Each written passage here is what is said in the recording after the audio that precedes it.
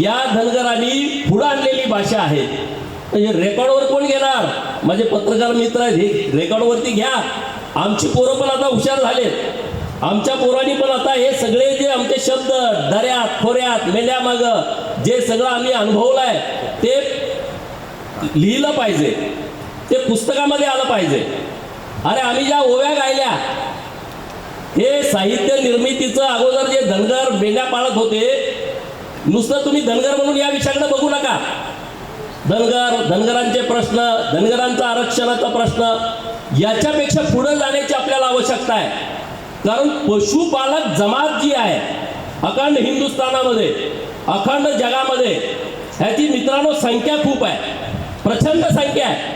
या जगातला 50% भाग हा कुरण चराईसाठी, या जगातला 50% भाग हे जंगल आहे आणि तिथं हे सगळे पशुपालक समाज आहेत. आणि आपण आता या पशुपालकांनी साहित्याची रचना केली आहे.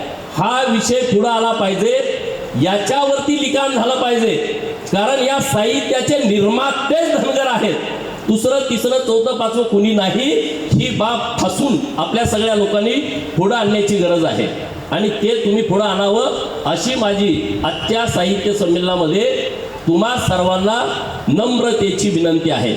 मित्रांनो, 2026 हे वर्ष संयुक्त राष्ट्रांनी घोषित केलंय, हे जागतिक कुरण आणि पशुपालक वर्ष आहे. म्हणजे आता जगभर पशुपालकांचे मेळावे होतात. मेंढ्या चारणारे, गुरं चारणारे, शेळ्या चारणारे, उंट पाळणारे, जंगलामध्ये राहणारे, असे जेवढे भटके आहेत त्या सगळ्या भटक्यांचं हे जागतिक वर्ष साजरं करायचं हे संयुक्त राष्ट्रांनी ठरवलंय.